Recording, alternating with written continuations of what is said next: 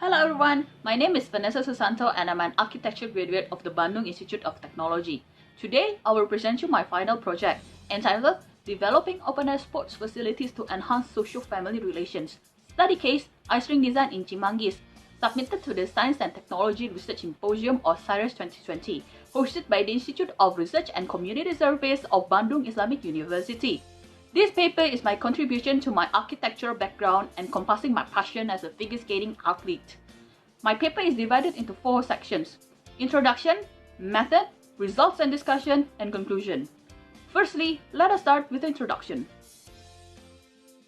Sports has been linked with health and well-being improvements, and the supposed health benefits can be experienced across all socio-demographic groups. Several studies show that parents had a significant influence on their children's sports participation. Good parenting nowadays means children have to be rounded individuals with a range of abilities and interests. Moreover, other constructs such as parenting expertise imply parental involvement that increases the chances that children will achieve their sporting potential, have a positive psychosocial experience, and develop a range of positive developmental outcomes.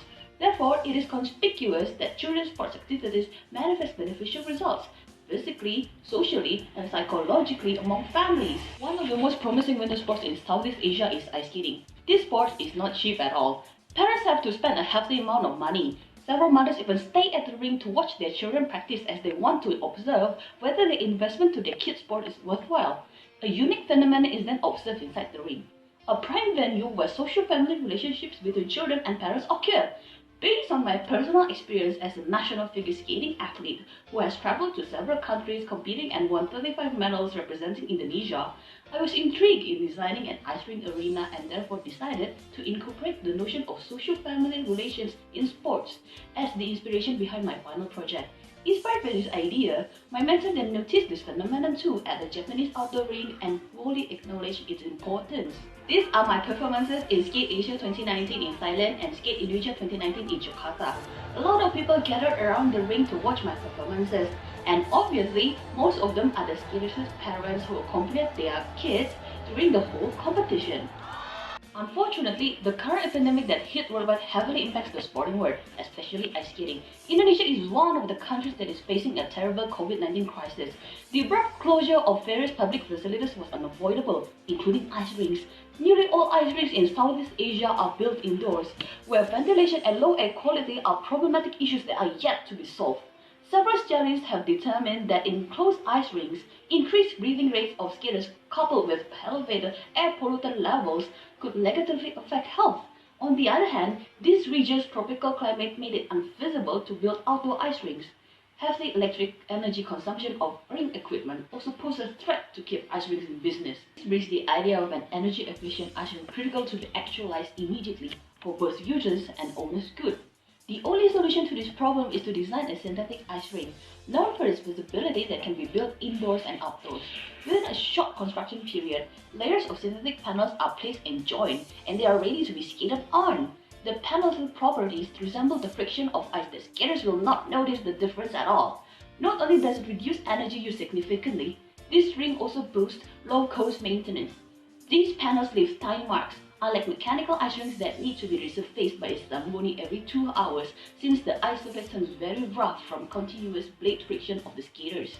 One particular thing that the first author experienced is that staying inside for prolonged hours can be strenuous. Training without exposure to natural environments might trigger stress and negatively impact our mental state. This contradictive atmosphere is the opposite of what sports promote in general, to nurture physical and mental health. According to the Tension Restoration Theory or ART, the nature can replenish depleted intentional resources. Moreover, studies suggest that recuperation from stress occurs faster and more completely during passive exposure to natural rather than urban environments. Based on these issues, the innovative concept of designing energy-efficient, healthy, and safe sports facilities is suggested through the design of an outdoor synthetic ice rink for recreational and professional purposes, providing an exceptional spatial experience that entices visitors. Adjusted to withstand Southeast Asia's tropical climate, the method used in presenting the findings in this paper is research-based design. Observations were conducted at BX Rink, Skyring Jakarta, Oasis Center Arena, Garden Ice Bandung, and Viva Square Kyoto Rink.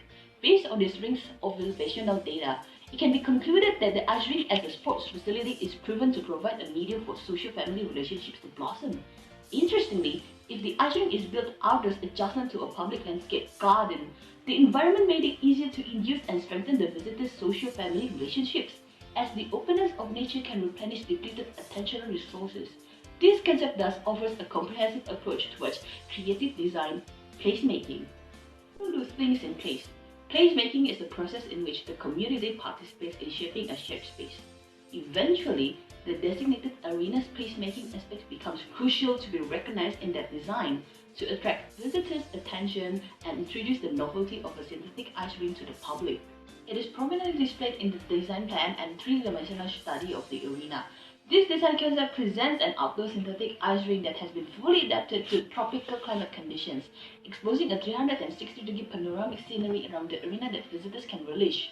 This outdoor arena is made as an open-air facility to provide natural ventilation where air can flow seamlessly, minimizing the usage of a mechanical air conditioning system, improving building air circulation and energy efficiency.